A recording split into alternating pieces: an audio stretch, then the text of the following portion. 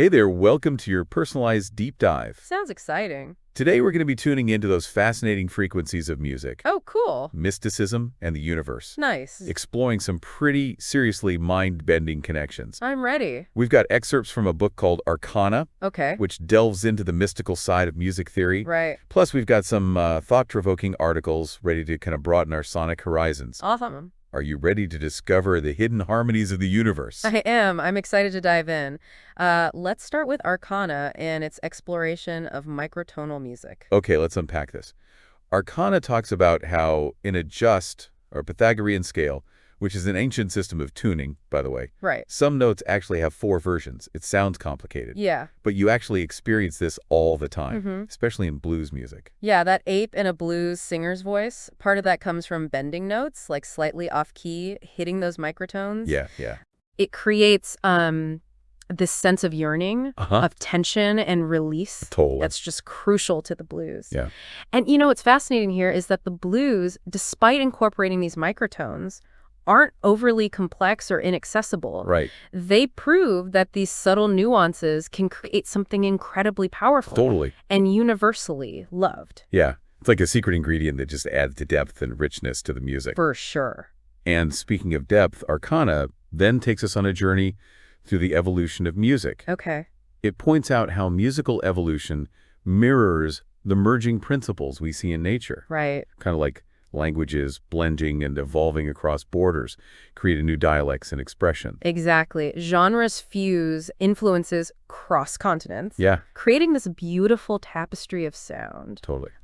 Arcana highlights how music is constantly evolving, absorbing influences, and creating new hybrids. Mhm. And get this, the ancient Greeks didn't perceive high and low pitches spatially as we do with our modern notation. Wait, really? So how did they think about high and low notes? They described high pitches as tense and low pitches as relaxed. Wow. It's a fascinating way of thinking about sound that's more focused on the feeling it evokes Yeah, rather than its physical location on a scale.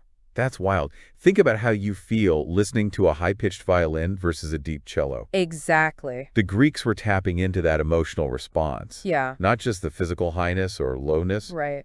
It makes you wonder how much our current system of notation influences how we hear and understand music, doesn't it? It certainly raises questions about whether musical notation is truly universal Right. or if it reflects a specific cultural perspective. Yeah. Speaking of cultural perspectives, Arcana takes us on a fascinating detour into the world of astrology, Okay. specifically Babylonian astrology. Okay, tell me more about this ancient stargazing. So Babylonian astrology, unlike the horoscope-based astrology we're familiar with today, Right. focused on predicting national events and the fate of the king. Interesting. It was a system concerned with the collective, the fate of nations, Right. rather than the individual. That's such a different approach than what we're used to. It is.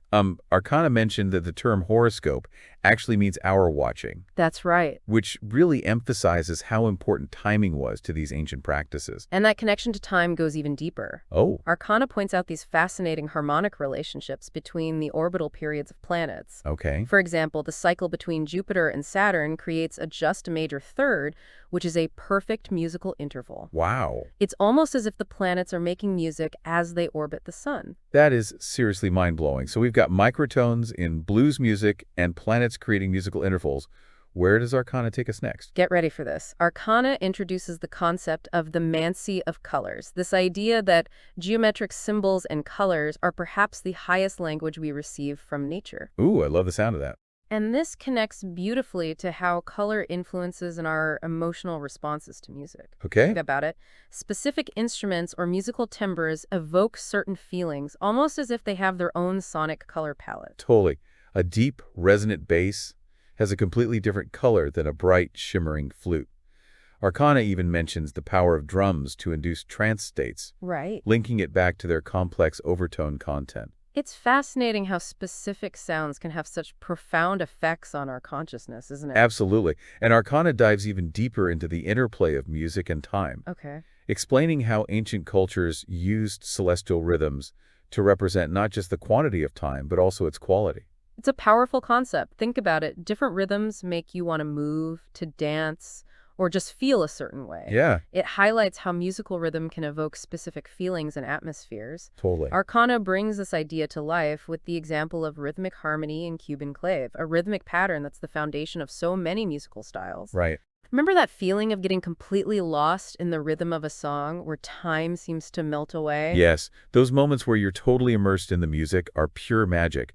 So where does this sonic journey lead us next? Prepare to enter the realm of mystical experiences in music. Okay. Arcana recounts a captivating Japanese folk tale about Hoichi, the blind biwa player. Mm-hmm. This tale, along with others like the myths of Orpheus and Arion, Right. explores the musician myth, Uh-huh. the idea of a musician possessing otherworldly abilities. I love how these myths make you think about the deeper meaning behind creative pursuits. For sure. It's not just about fame or recognition. Right. It's about connecting to something profound and transformative through your art. Exactly. So what other examples of musical mysticism does Arcana explore? It showcases examples from different cultures around the world. Okay. For instance, there's Kosugi's performance art, Uh-huh. which explores the profound relationship between sound and the body, Right. and the practice of using everyday objects as instruments. Like stones, glass plates. Arcana even mentions amplified cacti. Exactly. Think of contemporary artists like Rozeski and Cage,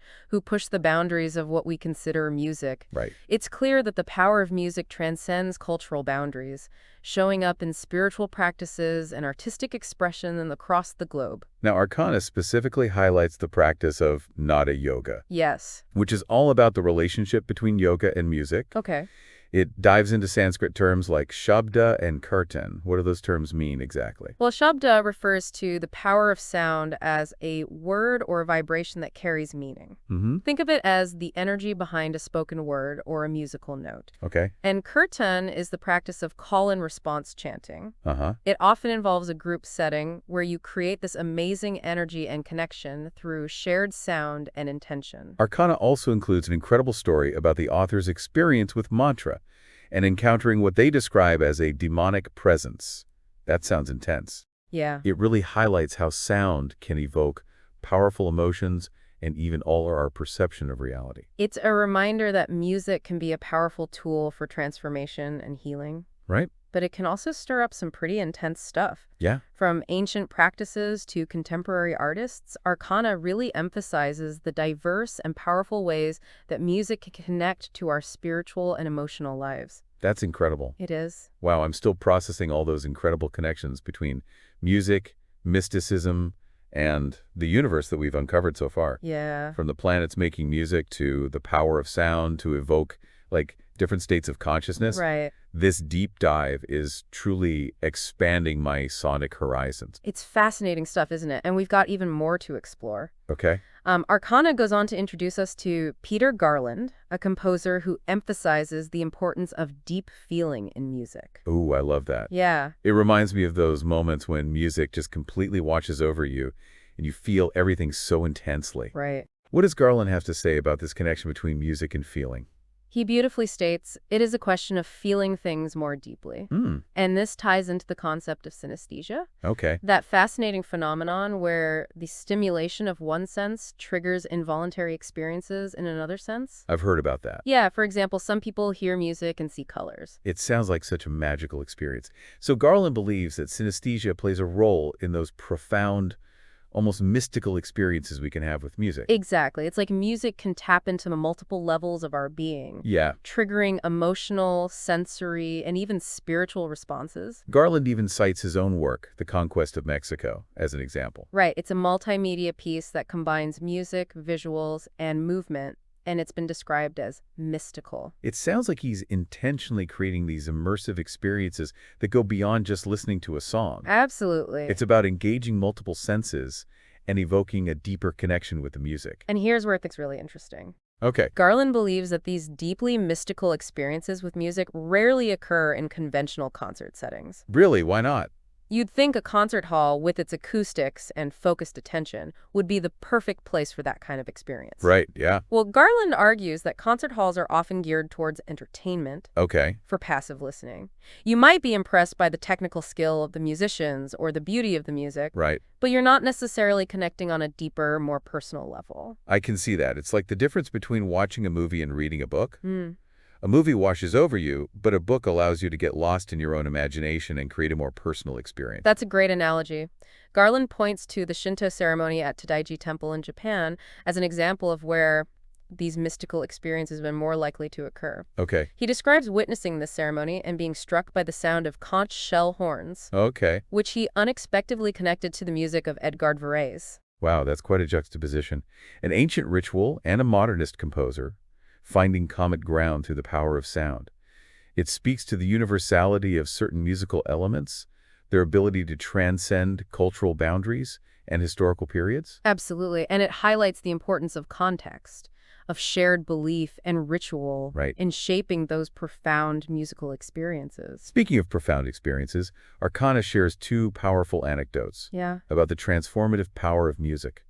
One tells the story of Louis Lujan, a woodcarver who radiated peace and joy despite facing physical challenges. It's a beautiful reminder that creativity can be a source of healing and strength, Yeah. a way to transcend difficult circumstances and connect to something greater than ourselves. The second anecdote describes a shamanic experience with Quechua medicine songs, Right. which awakened a powerful inner voice for the author. It's like music can unlock hidden parts of ourselves, Right. guiding us towards healing and self-discovery. Now, from the ancient wisdom of shamanic traditions, let's jump forward to a more futuristic perspective.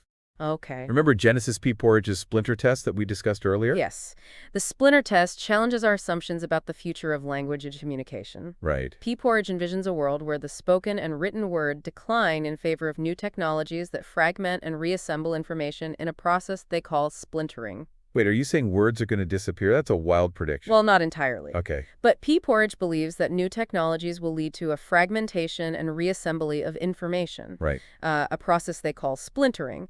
Instead of linear sentences and paragraphs, we'll be communicating through snippets of information, images, and sounds. So it's like how we consume information online now. Exactly. Headlines, tweets, short videos, it's all so fragmented. It's all about grabbing attention quickly. And P. Porridge sees splintering as a form of creative expression, Okay. a way to select and remix information to create new meanings.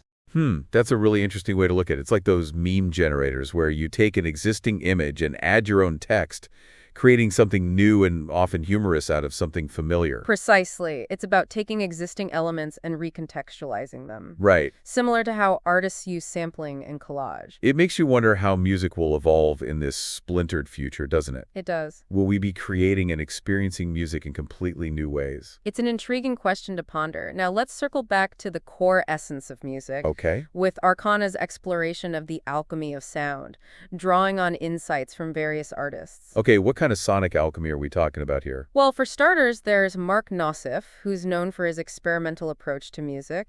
He champions the use of trash instruments, finding beauty and musicality in unexpected places. That's so cool, turning discarded objects into instruments. It's like transforming the mundane into something extraordinary. It's a reminder that creativity can blossom in the most unexpected places. Yeah. And that music can be found in the most unlikely objects. It's about expanding our definition of what music can be. And what about Adam Rudolph? Arcana mentioned him in connection with rhythm. Yes, Rudolph is a renowned percussionist and composer who introduces the concept of cyclic verticalism in rhythm. Okay, break that down for me. What is cyclic verticalism? It's an approach to music that explores the fundamental building blocks of rhythm, Okay. focusing on cycles and polyrhythms. It's like building a musical structure from the ground up, Right. layer by layer, Yeah. using those basic rhythmic units as the foundation. It sounds incredibly complex, but also kind of mathematical, like there's an underlying order and logic to it. Exactly. It shows how music, at its core, is a language of patterns and relationships, Right. echoing the harmony and order we find in the natural world. It's like those beautiful fractal patterns you find in nature, where simple shapes repeat and expand to create these incredibly intricate designs. You got it. Now, Arcana has been an incredible guide on this journey. Right. But there's even more to discover in our deep dives. Okay. We've got some fascinating excerpts from other sources that will expand our understanding of music, mysticism, and the universe even further. I'm ready for more sonic adventures. Let's see what else we can uncover. Excellent. Let's start with a piece by Alvin Curran called When I Saw Kasugi Get Into a Large Duffel Bag with His Guitar. It sheds light on the concept of embodied music and its potential for transcendence. Kosugi, I think Arcana mentioned him briefly. Yes, he was a Japanese performance artist known for his unconventional approach to music, Right. pushing the boundaries of sound and movement. In this piece, Curran describes a performance where Kosugi literally zipped himself into a duffel bag with his guitar, Wow, okay. rolling across the floor in a snail-like motion. Wow, that's wild. It sounds almost claustrophobic, but also kind of intriguing. What was Kosugi trying to achieve with this performance? Curran poses some thought-provoking questions about the relationship between the performer, the instrument, and the sound.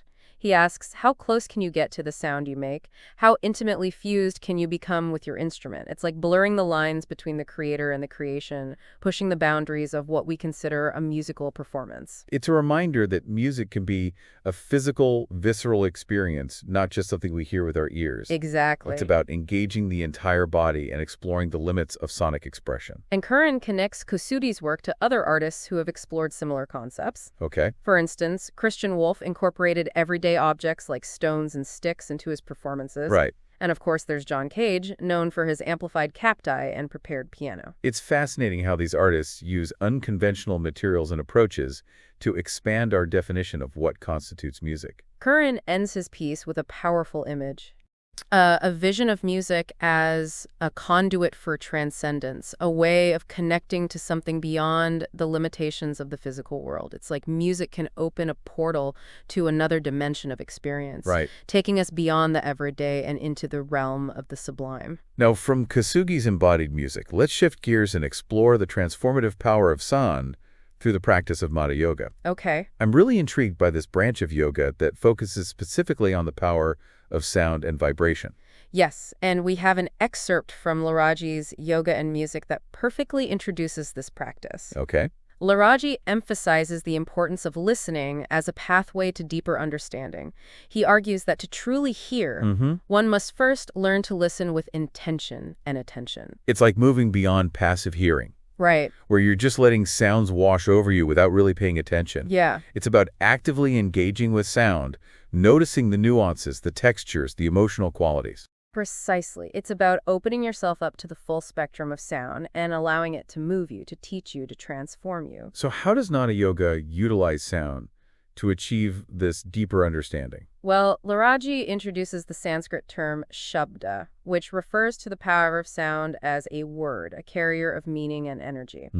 Think of it as the vibration that carries the essence of a word, a thought, or even an emotion. So it's like sound is more than just a physical phenomenon. It carries a deeper meaning, a vibration that resonates within us and connects us to something greater. Exactly. Anata Yoga often uses chanting and mantra repetition to access these deeper states of consciousness. I've experienced that with chanting. It can be so powerful, so grounding.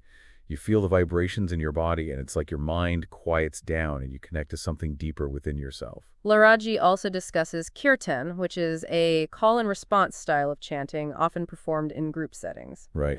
It creates this incredible feeling of connection and shared energy, almost like you're tapping into a collective consciousness through the power of sound. From the individual practice of mantra repetition to the communal energy of kirtan, Nata Yoga offers a variety of ways to explore the transformative power of sound. It's a reminder that music is not just entertainment, it's a tool for healing, awakening, and spiritual growth. Speaking of spiritual growth, let's explore another perspective on the relationship between music and mysticism, with an excerpt from Peter Garland's Music, Mysticism, and Spirituality. Okay. This piece delves into the concept of synesthesia. Remember we touched on synesthesia earlier, that fascinating phenomenon where the stimulation of one sense triggers involuntary experiences in another sense? Yes. Garland believes that synesthesia plays a significant role in mystical experiences, Okay. enhancing the emotional and sensory impact of music. It's like music becomes this multi-dimensional experience, triggering not just auditory sensations, but also visual images, emotional responses, and even spiritual insights. Exactly. And Garland emphasizes the importance of feeling in music, drawing on a quote from his teacher, James Tenney. It is a question of feeling things more deeply.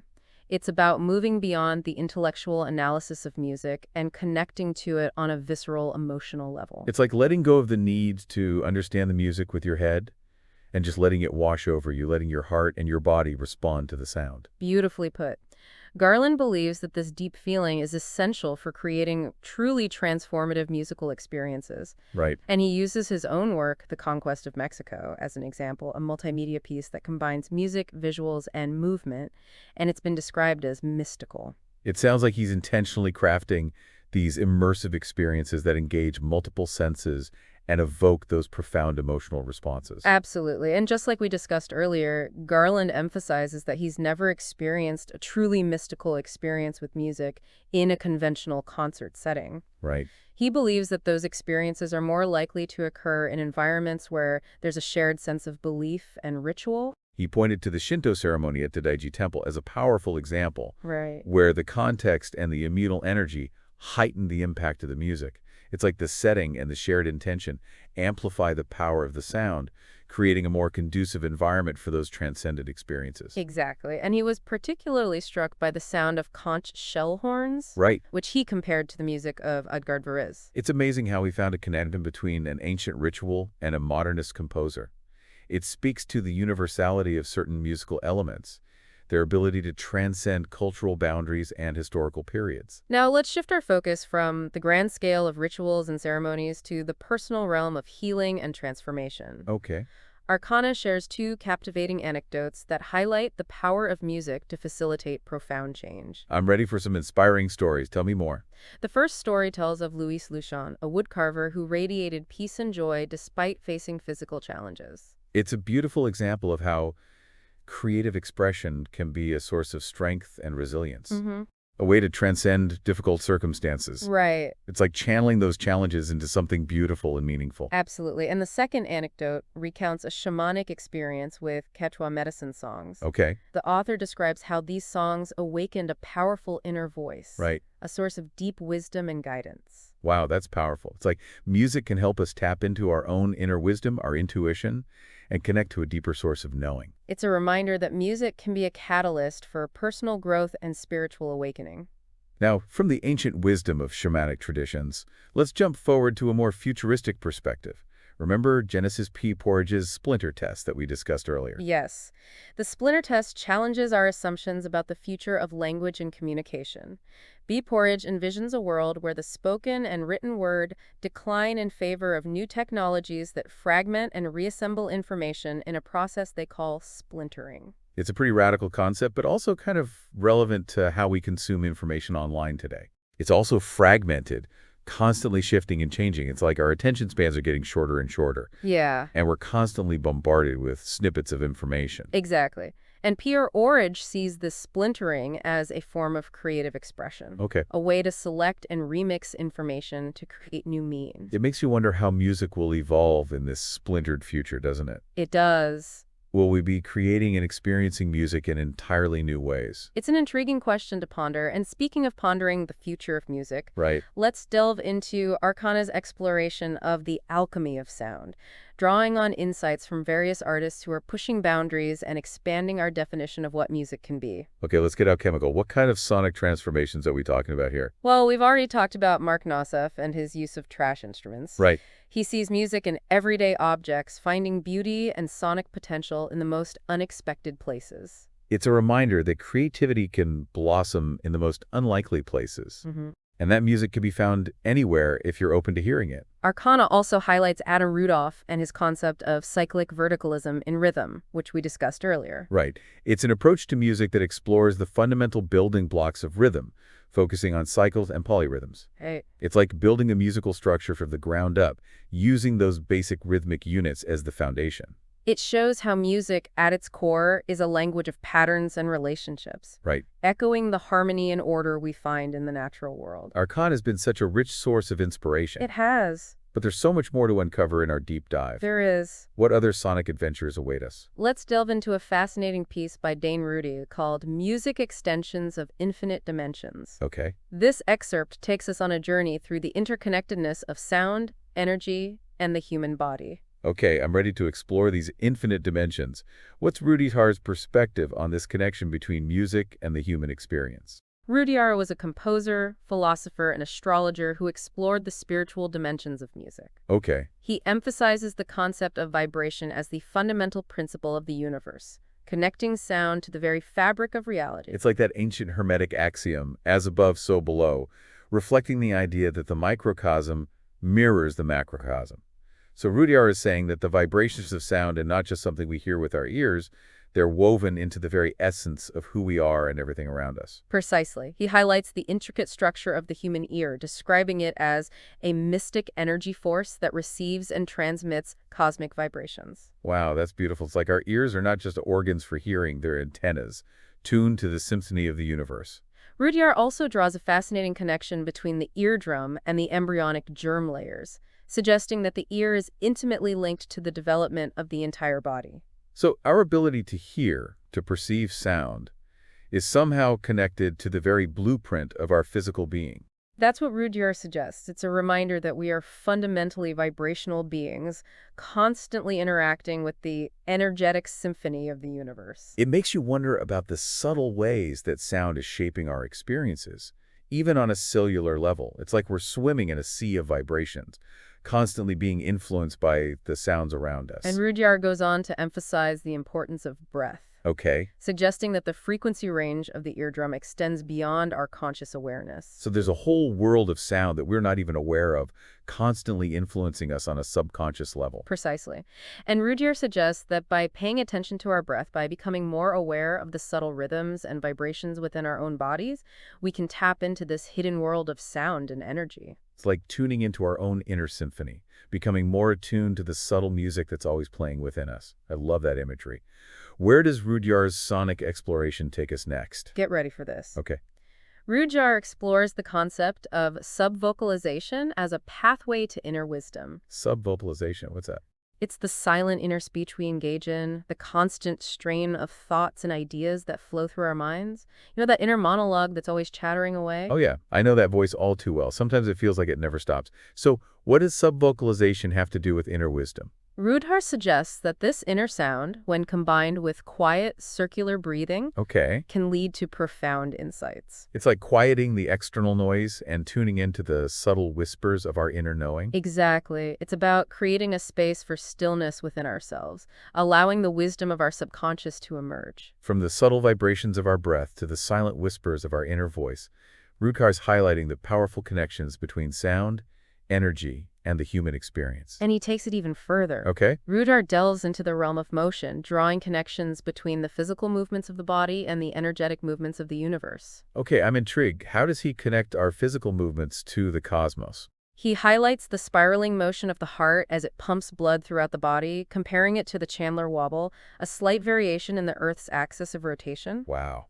It's another example of the interconnectedness of everything, reflecting the patterns and rhythms that permeate all levels of existence. Wow. It's amazing to think that the same spiraling motion that keeps our blood flowing is also reflected in the movements of the Earth. It really emphasizes that as above, so below principle. And Rudyard's piece culminates in a powerful image, Yeah. depicting the human being as a conduit for cosmic energies, receiving and transmitting vibrations through the intricate network of the body and mind. It's a beautiful vision of humanity as an integral part of the cosmic symphony, each of us playing our unique role in the grand orchestration of the universe. Rudyard's insights offer profound perspective on the relationship between music, mysticism, and the human experience. Yeah. It's a reminder that we are more than just physical bodies. We are energetic beings resonating with the symphony of creation. And from Rudolph's cosmic perspective, let's shift gears and explore Adam Rudolph's insights into the world of rhythm. Okay. We have an excerpt from his piece, Music and Mysticism, Rhythm and Form, which delves into the concept of cyclic verticalism in rhythm. Rudolph is a renowned percussionist and composer who has explored a wide range of musical traditions. Right. He emphasizes the importance of understanding the fundamental building blocks of music, Okay. the core elements that give rise to complex structures. It's like understanding the basic grammar and syntax of a language before you can write a novel or compose a symphony. Right. You need to know the foundational elements before you can create something complex and meaningful. Exactly. And Rudolph argues that the numbers 2, even, and 3 are the foundational units of rhythm, Okay. the basic patterns that form the basis of all rhythmic variations. It sounds simple. Yeah. But I imagine those two basic units can be combined and manipulated in endless ways to create a vast array of rhythmic patterns. Absolutely. And Rudolph introduces the concept of cyclic verticalism as a creative approach to developing phrasing and form in music. Okay, break that down for me. What exactly is cyclic verticalism? It involves combining and expanding cycles and polyrhythms, Okay. creating intricate layers of rhythmic interplay. So it's like taking those basic even and odd rhythms and stacking them on top of each other, Yeah, creating this complex, multi-layered rhythmic tapestry. you got it. Rudolph's insights offer a glimpse into the intricate world of rhythm and its potential to create complex, captivating musical experiences. From the cosmic vibrations of the universe to the fundamental building blocks of rhythm, this deep dive is truly expanding my understanding of music and its profound connections to the human experience. And we've got even more fascinating territory to explore. Okay, Are you ready to continue our sonic adventure? absolutely. Lead the way. Excellent. Let's delve into an excerpt from A Silence That Speaks by Michael Nyman. This piece explores the relationship between music and silence, challenging our assumptions about the nature of sound and its expressive potential. Oh, I love this concept. Silence is so often overlooked, but it's such a powerful element in music. Right. It's like the spaces between the notes that give the music room to breathe, to resonate, to create tension and release. Absolutely. What does Nyman have to say about the power of silence? Nyman is a composer known for his minimalist style and his collaborations with filmmaker Peter Greenaway. Okay, His piece delves into the concept of silence as an integral part of music, okay. arguing that silence is not merely the absence of sound, but a powerful element in its own right. It's like those pregnant pauses in a conversation, the moments of stillness that create anticipation and allow for reflection, Exactly. Nyman suggests that silence can enhance the impact of music, right? creating space for contemplation and allowing the sounds to resonate more deeply within us. It's like those moments after a powerful musical climax, Yeah. where the silence hangs in the air, charged with emotion, Yes. and you're just left breathless, absorbing the full impact of what you've just experienced. Beautifully put. And Nyman goes even further, exploring the idea of a silence that speaks, a silence imbued with meaning and emotion. I love that concept. It's like the unspoken words between two people who share a deep connection, a silence that conveys more than words ever could. Precisely. It's about recognizing the power of silence to communicate on a deeper level, Right? to express what words cannot. From the subtle nuances of rhythm to the profound expressiveness of silence, this deep dive is revealing the hidden depths and complexities of music. And we've got even more Solix treasures to uncover. Okay, Are you ready to continue our exploration? absolutely. Lead the way. Excellent. Let's delve into an excerpt from Dread of the Knock by David Toop. This piece explores the symbolism of the knock, Okay. connecting it to the primal fears and anxieties that reside within us. The knock. That sounds intriguing. It's such a simple sound. Yeah. But I can already feel a sense of unease just thinking about it. What does Toop have to say about the knock? Toop is a music critic, author, and curator who has explored a wide range of musical genres and their cultural significance. Okay. His piece delves into the knock as a sonic symbol of intrusion, disruption, and the unknown. It's that sudden, unexpected sound that jolts us out of our complacency, reminding us that we are not in control. It's like a primal fear, the fear of the unknown, of what lurks in the shadows. Exactly. Toop connects the knock to a variety of cultural and historical examples, Okay. from the biblical story of the three knocks to the use of knocking in horror films. Right. He explores the psychological impact of the knock, Yeah. its ability to trigger feelings of dread, anticipation, and even excitement. It's like that feeling of vulnerability we experience when we're alone in the dark and hear an unexpected noise. Right. Our imaginations run wild, and we're instantly on high alert. Toop also touches on the use of knocking in musical contexts, Okay. highlighting the percussive nature of the sound and its potential to create rhythmic tension. Think about the use of knocking in hip-hop, Right. or the dramatic impact of a sudden, unexpected drum beat in a piece of classical music. Right. It's a simple sound that can be incredibly effective at grabbing our attention and creating a sense of suspense or drama. Toop's exploration of the knock offers a unique perspective on the power of sound to evoke primal emotions and connect us to the deeper layers of our psyche. It's a reminder that even the simplest sounds can have a profound impact on us, Yeah. triggering deep-seated fears and anxieties, Right. but also evoking a sense of wonder and mystery. Now, from the primal fears of the knock, let's shift our focus to the ancient harmonies of the cosmos. Okay. We have an excerpt from Harmony Aphanes Venaris Crichton by Catherine Christer Hennix. This piece delves into the relationship between music and mathematics, Right. particularly the ancient Pythagorean concept of the music of the spheres. The music of the spheres, I've heard that term before, Right. but I'm not sure I fully understand it. Can you shed some light on this ancient concept? Henniks is a composer, philosopher, and mathematician who has explored the esoteric dimensions of sound. Okay. Her piece highlights the Pythagorean belief that the movements of celestial bodies create harmonious sounds, Okay. a cosmic symphony that permeates the universe. It's a beautiful concept, but is it meant to be taken literally? Can we actually hear the sounds of the planets moving through space? The music of the spheres was not meant to be heard literally, but was a philosophical concept that reflected the harmony and order of the cosmos. Right. It's about recognizing the underlying patterns and relationships that connect everything in the universe, Yeah. from the smallest atom to the largest galaxy. It's like that sense of awe and wonder we experience when we gaze up at the night sky, Yeah. contemplating the vastness and mystery of the universe. Right. We can sense that there's an underlying order, a harmony to it all, Yeah. even if we can't fully comprehend it. Precisely. Henniks connects the music of the spheres to the concept of harmonia, which encompasses both the audible harmony of musical intervals and the invisible harmony of mathematical proportions. Okay. It's about finding patterns and relationships that connect the physical world to the realm of abstract ideas. It's like music is the bridge between the seen and the unseen, Mm-hmm. the tangible and the intangible. Right. It allows us to glimpse the underlying order and beauty of the universe through the power of sound. And Henniks also explores the concept of Crichton, which refers to the power of music to evoke emotions and influence the soul. It's about the transformative potential of music. Right. Its ability to inspire, heal, and elevate consciousness. From the ancient concept of the music of the spheres to the transformative power of sound, Henniks offers a glimpse into the esoteric dimensions of music, connecting sound to the realms of mathematics, philosophy, and spiritual exploration. This deep dive is truly taking us on a multidimensional journey. And we've got even more fascinating territory to explore. Okay. Okay, wow, what an incredible journey this has been. It really has. We've explored, like, the hidden depths of music, Yeah. from those microtonal nuances of the blues to the cosmic harmonies of planetary orbits and just everything in between. It's been a whirlwind tour of sonic mysticism, hasn't it? It really has. From ancient rituals and shamanic traditions to, futuristic predictions about the splintering of language. Right. We've covered a lot of ground. And I feel like we've just, scratched the circuit. Totally. Each of these concepts could be a deep dive in itself. But for now, let's take a moment to reflect on some of the key insights we've uncovered and see if we can kind of connect the dots, creating a sonic tapestry that reflects the interconnectedness of music, mysticism, and the universe. That's a great idea. Let's start by revisiting one of the most mind-blowing ideas we've encountered. Okay. The concept of microtonal music. Right.